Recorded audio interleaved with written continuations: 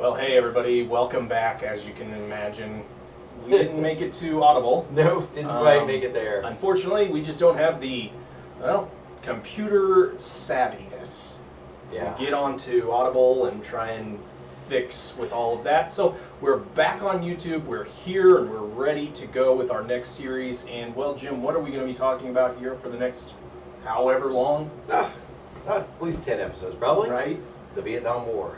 Right. And specifically the American portion, although we will talk about the other portions. Sure. Of the war. And again, we want to just kind of give you a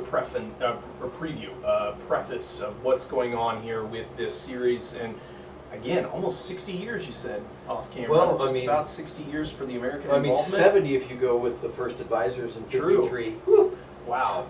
But to me, the Vietnam War, of course, I was born in during the Vietnam War. Mm-hmm. But even 18 years later, when I went in the Army, it was still recommended you not wear your uniform off post. It's so weird like to fly home, which I ignored, and most of the people I went in with ignored. They were like, I'm going to wear it. And of course, living in the Midwest, you don't really have a problem. I got more rides home from the airport than I did hassle. Right. It's not like we're living in California, right? California, or New York, or anything like that. Anywhere else along those lines. Where all in the Midwest, if 1% of the people are obnoxious, well, it's really easy to avoid them because there's not many of them. Exactly. 1% of the people in New York is a lot of people. It is very much so. And with all of the negativity that was surrounding the Vietnam War, especially at the home front during the build up and the eventual, downfall of the war, would be a good place to put it there. We're going to be kind of going through kind of the whole understanding of it, the beginnings of the actual events that take place in the war, where we go from, again, increasing our advisors to actually putting boots on the ground, and then eventually the aftermath, almost. How things hit home, and then because there's a lot of things that change, especially in American politics. Right. Things change pretty dramatically in how we see deploying forces. Yes.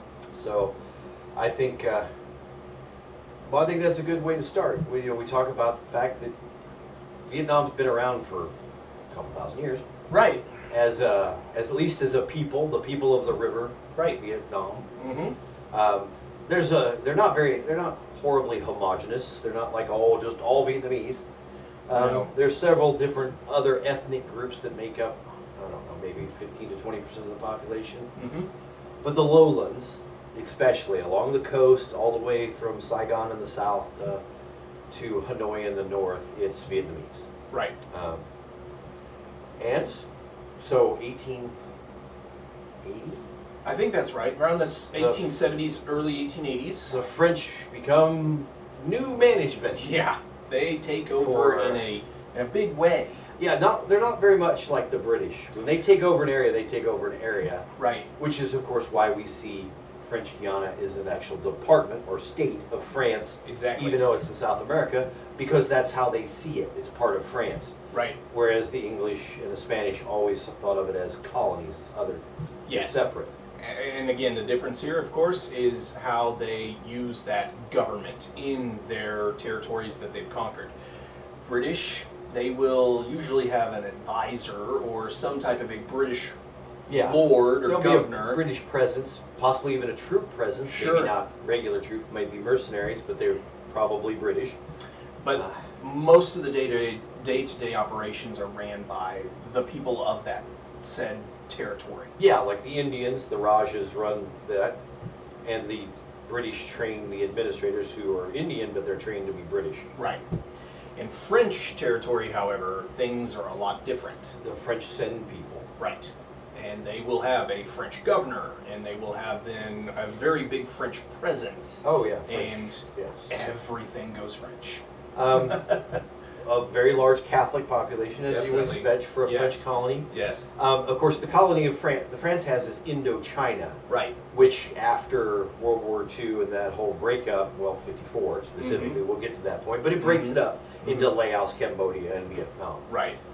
And so what we find, of course, is the French, they are occupying, ruling this French Indochina region for what, the next Well, 70 years. 70 basically. years, yeah, Until 1940. Up until 1940, when the Japanese eventually. The Japanese occupy for the better of the Indo-Chinese people because France has been conquered by Correct. the Germans. Right. And so the Japanese move in, sort of like the British did in Syria, to take away from the Ottoman Empire, or Tanzania in Africa. Right. When the Germans anything were Germans forced to give up. move in. Yep. And so we now see a new group. Right. You know, the French, of course, the rubber plantations and sugar are the two real big exports. Otherwise, there's not much going on in Vietnam. I mean, it's an agricultural country, and the rubber plantations really emphasize that, because then that becomes the cash crop. Right. Again, you see more of your people using, well, water buffalo and other man-powered mechanisms to put their crops in. The rice paddies. Rice paddies other are very things along those manpower lines. intensive. You know, it's not you can put a combustible engine on something and boom, there you go, you can plant your rice. It doesn't work that way. Maybe a duck from World War II. Good idea. That might work in both environments because you're up and down. And of course, in the highlands, you see grain growth that's normal, the grains that Europeans would recognize, because the terrain changes, and which I think, if I remember, Laos kind of has that more of a feel. It's up in the highlands, so it's cooler. Yeah. But anyway, the Viet Minh, who are the resistance fighters against the French, they become active. I don't know how early, but they become fairly serious in the 20s and the 30s. Correct. I don't know what fairly serious means in French terms. Well, what we will eventually see is how a man who goes by many names, but eventually will settle on one, Ho Chi Minh. Yes. I believe that is a translation into the enlightened one, I believe, if I remember correctly. Regardless of it, Ho Chi Minh was actually there in France at the signing of the Versailles Treaty in 1919, 1920. He sees what's going on, and he says, okay, this is an opportunity for us to at least have something different. Well, and we also see through him someone who is European educated. Right.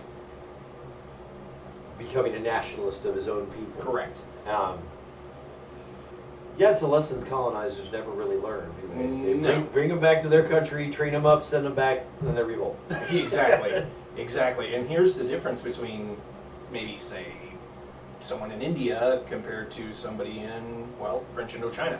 Ho Chi Minh studied a lot of Marx, and he studied a lot of what was going on with the Russian Revolution in the early 20s and the Civil War that started after that. So he was more of a classical Marxist, and spending probably truly a socialist. Yes.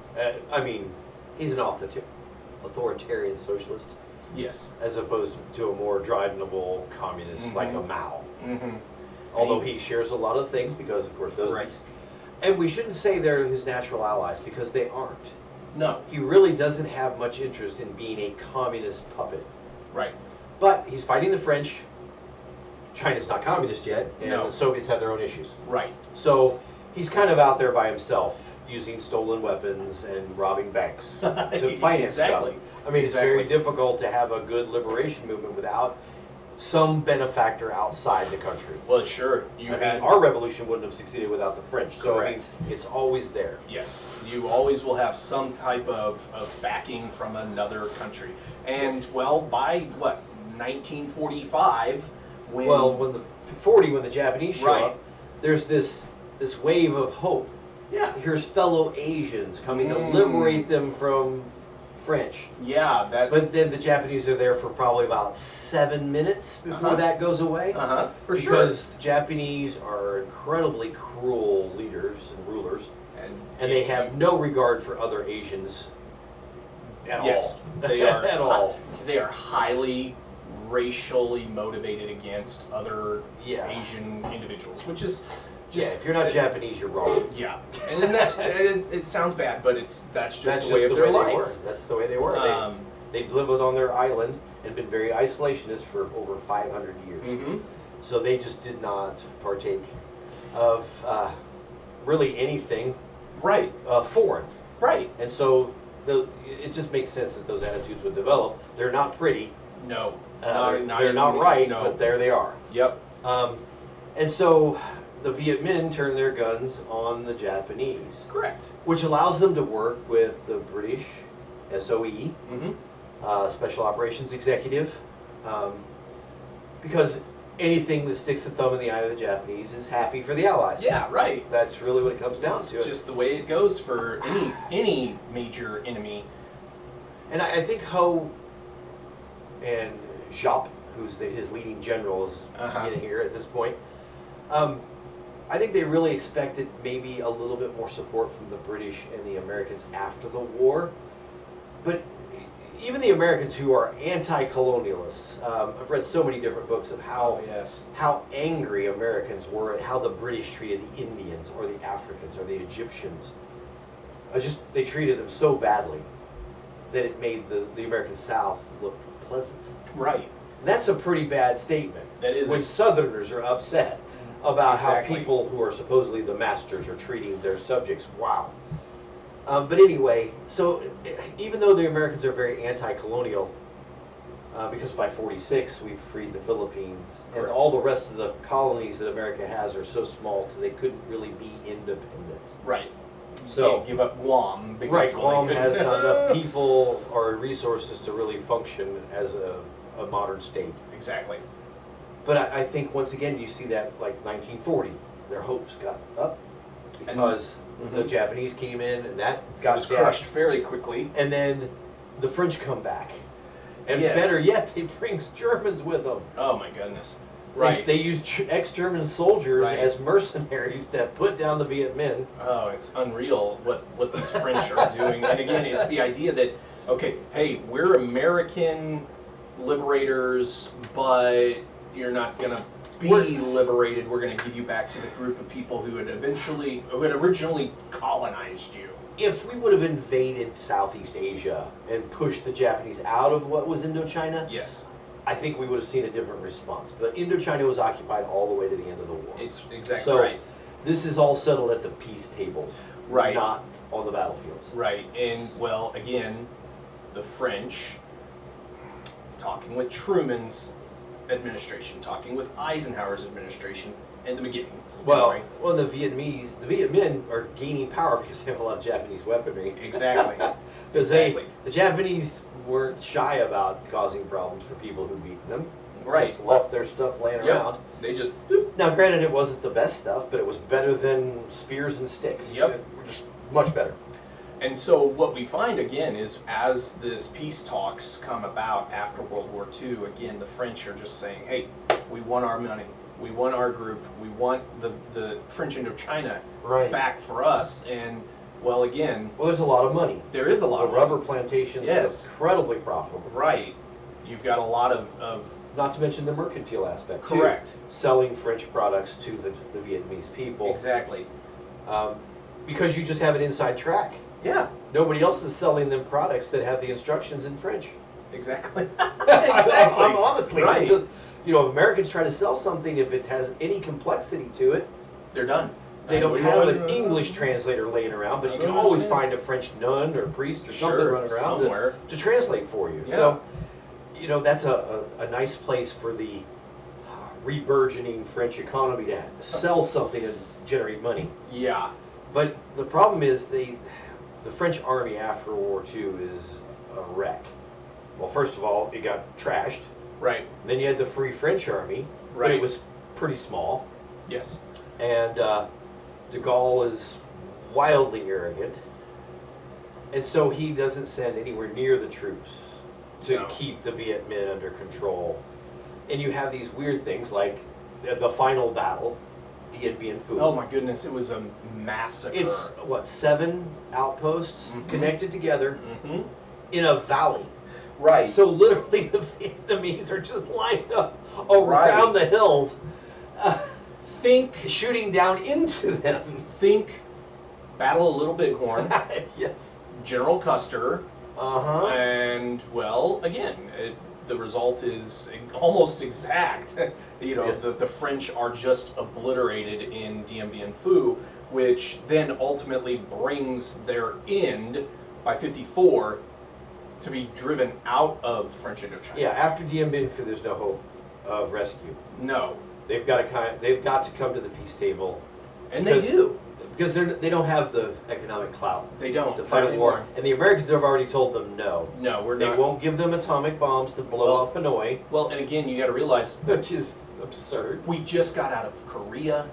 And We're not interested in another Asian No, we do situation. not need to get into anything more, which then leads us into what is called the Geneva Accords. Yes. And so Geneva, Switzerland, the groups of both the French and the Viet Minh, and well, that's pretty much it. Well, right? and the Southern Democrats, so Right, to speak. sure. Not American Southern Right. Democrats, but But the the people in the Vietnamese, south of right. Vietnam. Yes, and I think there was also representation from China. And you also have to look at it. Southern Vietnam benefited more from the presence of the French economically Sure than did. the North. Yes. So you have this almost natural split. Right. It's not very natural, but it makes sense Right. why the people who had the advantages of French government and French infrastructure, which they didn't build anywhere near enough, No. because it wasn't profitable. No, it wasn't. It So- wasn't. You're in an area of the world that, like we mentioned before, Yeah. they're not technologically advanced. No, They I don't mean, have the resources You literally that you would move need. from downtown Saigon, where you're dealing with people who are driving cars Yes. and motorcycles Yes. and flying airplanes, and then you go 30 minutes into the backcountry, Right. and you've got a guy behind a water buffalo, just like his great to the 27th power grandfather. Right. It's a weird dichotomy, but we see that same one all over what we call now the third world. Right. And of course, we also have to remember this is all in the Cold War, Exactly. which heightens it raises the stakes for everybody for what should be a fairly does it really matter if Ho takes over all of Vietnam? No. Except he's been rebuffed by the Americans, which is Right. not surprising. We're not going to go to war with an ally over Vietnam. No. No. And so he's kind of cast his lot in with the Chinese communists who are supporting them, even Right. though the Vietnamese and the Chinese have a long history of hatred Yes. between each other. Yes. So that's another ball of wax. But they finally just cut the baby in half. Yep. Literally. Cut Vietnam into two parts at the 19th parallel, and then Laos and Cambodia split off onto their own. Correct. Of course, So- they're different peoples. They are. Laotians and Cambodians Cambodians, are they are different totally- language, Mm-hmm.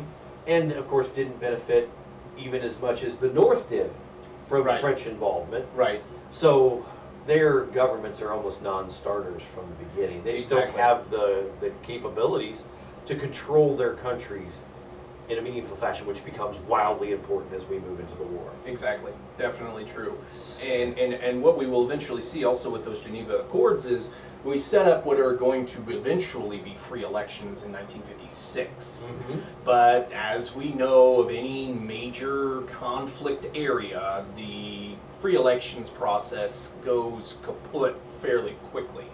And what eventually comes out... If communists are involved, there's no such thing. Exactly. It's never happened. Which again, we see in the north, Ho Chi Minh, who is a really huge figure in Name recognition Vietnamese. alone. Correct. Just the amount of people who want him to be the leader of the whole nation, not just in the north. And then in the south, you have a very corrupt, Western educated Catholic No Dinh Diem. And No Dinh Diem is, well, again, he's corrupt. He feels that what he says goes. And he is, of course, almost a business owner. He's a more French colonial understanding. Well, he learned anything. from the French colonial, and that's how he approaches his own government, Right, is that Vietnam is something to extract money out of, right. as opposed to build up, because the French didn't really build it up. Well, and you can't get blood out of a rock. Exactly. Unfortunately. So, but you have this DM government, which of course is wildly corrupt. They have elections, but Oh, God. they are about as meaningful as Joe Stalin's elections. Right. Well, and again, the OSS, the precursor to the CIA, actually told DM, listen, This is how we do it. do not make it look like you have a runaway election. Right. Always make it look, 60, 65 is fine. 95, just dumb. And that's what happens. Yes. He gets a 95% win You know, rate. Oh, my goodness. But then again, in the South, once they split and Yes. they become two separate countries, who do most of these people who are living out in the back country, who do they know? He's the guy with all the pictures on the well, Yeah. he's not really, because when most of those pictures we see are 67, 68, Right. where we've already taken care of Mr. Diem. Yes. But that's a story for later date. on. But again, by 1956, we eventually will then, of course, see that both in the North and in the South, they thought that the opposite person would have won in the free election.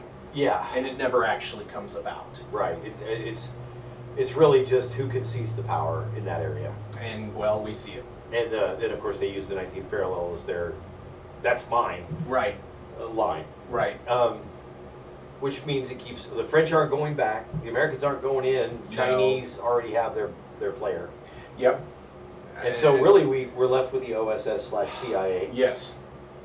really trying to keep this government afloat, which is hard because there's no money, Right. there's no infrastructure to really work towards because it's all broken down. You have a highway along the coast. That's about it. And that's not going to do And it's much. not a good highway. No. It's just a highway, at least in their terms. And to us, we call it a track. Right.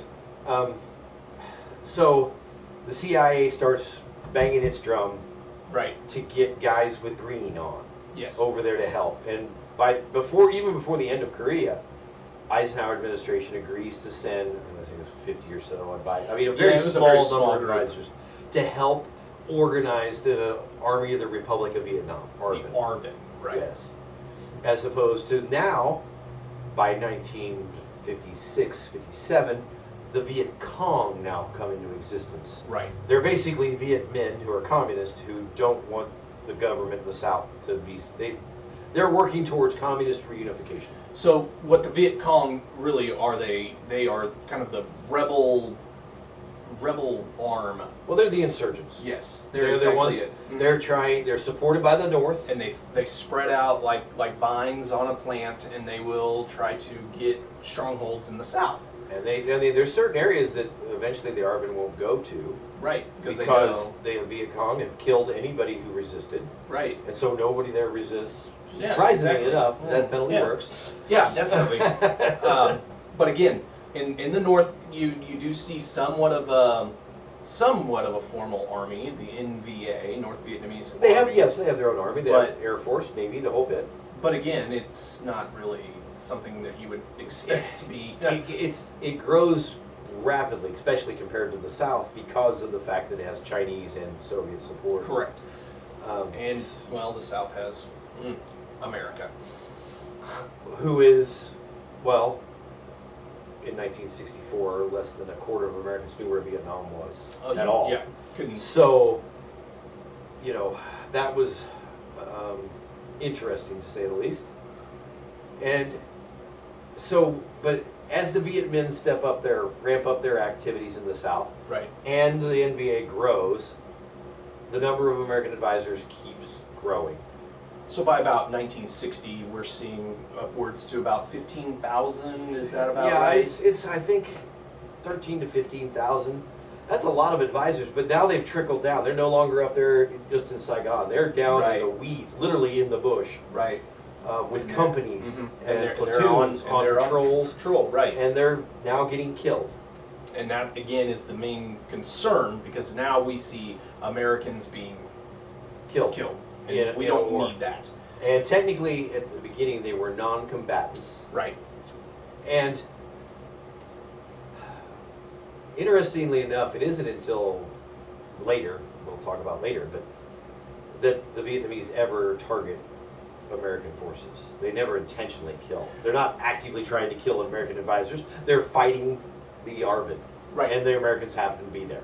And it's just kind of a It's a kind of fluke. well, you know, if where bullets are flying around Yep. and mortars are blowing Yep. up, You're bad things happen. You're bound to get hit. Yeah, it's going to happen at some point. Right. Especially when we see a lot of these special forces, Green Berets especially, Yes.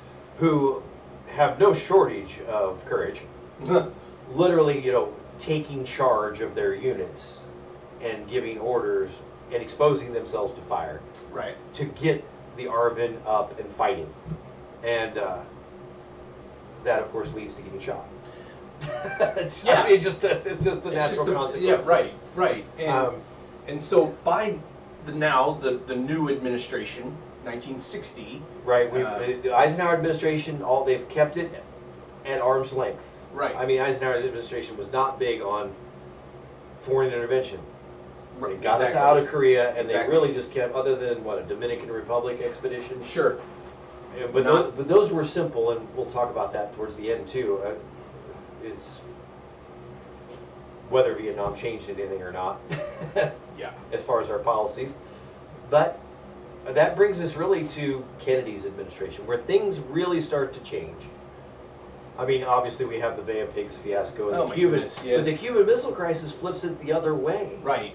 Now the Cold War is more lukewarmy than It is. cold. Yeah. It's starting to heat up, and we don't like that. And we're not going to give South Vietnam. This is where the domino theory begins Correct. to be trotted out. Yes. That if we allow Mhm. South Vietnam to fall, Laos. we'll lose Laos and Cambodia, and then and- Thailand, and then and- Indonesia, right, and then right. It's Australia, just- blah, blah, It's just blah. a matter of, you knock one down and the rest fall. Right. Um, And looking at history, well, Vietnam fell, and Laos, Cambodia, but that's for the again, wrap up. Yep. Yeah. But what we find now is we find that Kennedy, a younger individual, Familiar with at least the Pacific, right? from He his was time in World War right, II. PT boat Yes, commander. commander. So he knows kind of how the situation works, and he has in his inaugural address in 1960 Yeah. 61 presents the trumpet summons us again. He said, "Answer the summons of the trumpet." There's a good book with that title, by the way, about Yeah. Vietnam and how Yeah. we got involved. And it's, it kind of gives you this idea that we're going to get more involved. Right. It's just What a that matter looks of like, when. we don't know, because Kennedy, like Eisenhower, Mhm. was very much more in favor of something like the CIA doing stuff Yes. than putting boots on the ground. Right. Advisors is fine because you can always pull them out at a minute's notice, really. When you have 150,000, 200,000. 500,000 troops. Right. It's That's hard. not an option anymore. Right. And then when Kennedy gets shot, of course, Johnson takes over. And that is just Johnson is much more of an old school. He's more of a war hawk in a way. Oh yeah, he's definitely a much more war, but he's also a pre-World War II thinker. Yeah. Because Eisenhower learned from World War II that you can't always use large-scale military force Correct. to accomplish your objectives. Sometimes surgery is better than blasting the whole place. Right.